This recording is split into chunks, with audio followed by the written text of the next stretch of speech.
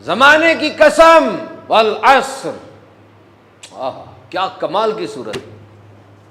صحابہ کرام جب آپس سے ملاقات کرتے تھے، سلام دعا کرتے تھے، اور جب جدا ہونے لگتے یہ صورت ضرور پڑھ لیا کرتے تھے۔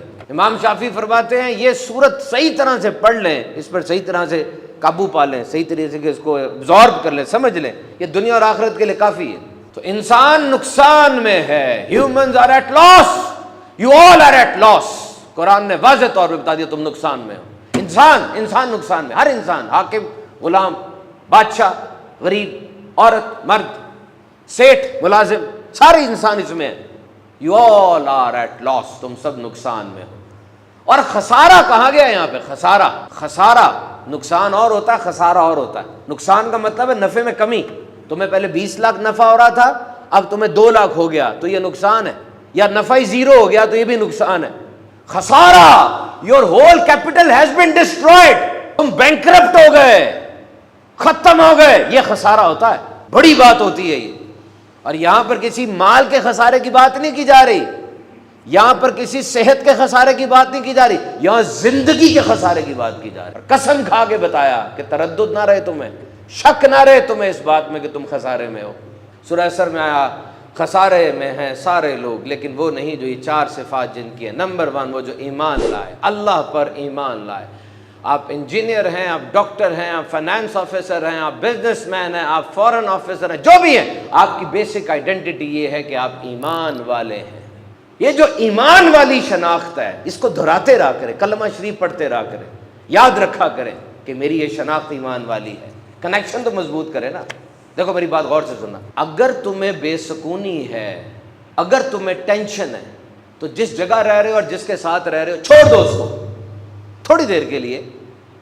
اور اب جس نئی جگہ پر جاؤ نا، صرف جسمانی طور پہ نہیں جانا، دماغی طور پہ بھی وہاں جا کے سیٹل ہونا ہے۔ پرانی باتوں کو تھوڑی دیر کے لیے بھول جاؤ، مشینیں بند کر دو اور مشینی آوازوں کو بھی بند کر دو۔ اور یہ جو فیس بک کی ریل کے پیچھے بیک گراؤنڈ میوزک نہیں چل رہا ہوتا جو آپ کے دماغ میں بھی چل رہا ہے، اس کو بھی سوئچ آف کرو، ڈائلاگ گانے سارے بند کر دو، وضو کرو اور قرآن کھولو، دیکھو تمہارا رب تم سے کیا فرما رہا ہے۔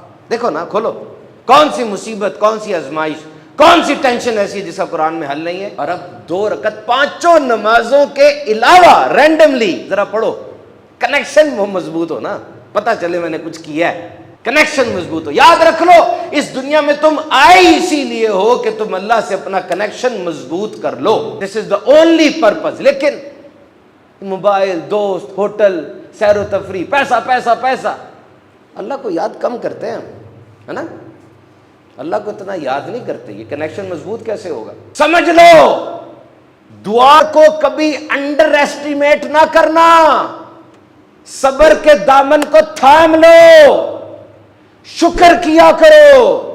خدا کی قسم وہ جانتا ہے، جو چیلنجز کا تمہیں سامنا ہے وہ جانتا ہے، جو آزمائشیں تم سہ رہے ہو اس کے پتہ ہے، اندھیرے میں جو تم روتے ہو اسے ان آنسوؤں کا بھی پتہ ہے، وہ تمہیں تم سے بہتر جانتا ہے۔ او محدود سوچ، محدود صلاحیت اور محدود عقل کے مالک انسان، یہ ناممکن کا لفظ تیرے لیے ہے، وہ تو قادر مطلق ہے۔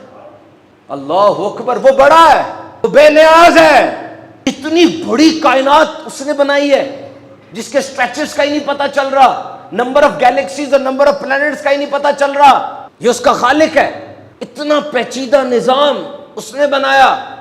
میں کل پڑھ رہا تھا کہ دنیا میں کتنے جاندار ہیں، پودے بھی جاندار ہیں، کیڑے بھی جاندار ہیں، پرندے بھی جاندار ہیں، یہ سب جاندار ہیں۔ کتنے جاندار آپ امیجن کر سکتے ہیں کتنے جاندار ہوں گے؟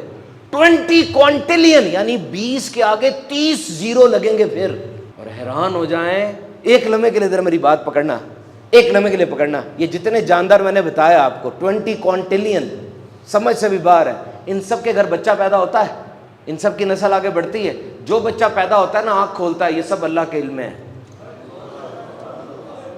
اور جتنا پودا زمین سے سر اٹھاتا ہے اللہ کے علم میں ہے، جو قطرہ پانی کا آسمان سے زمین پر آتا ہے ایک ایک قطرہ اس کے علم میں ہے، جتنی سورج کی روشنی آسمان سے اوزون سے چھن کے زمین سے ٹکراتی ہے ایک ایک ذرہ اس کے علم میں ہے۔ تم کہتے ہو ناممکن، تم طریقے ڈھونڈتے ہو، تم محتاج ہو گئے اس کے۔ یقین کرنا، مجھے بتانا، کیا ایسا ہوتا نہیں ہے کہ کہ بالکل ہمارے نزدیک بات فارغ ہو چکی ہوتی ہے، اچانک چیزیں سیٹ ہونے لگ جاتی ہیں۔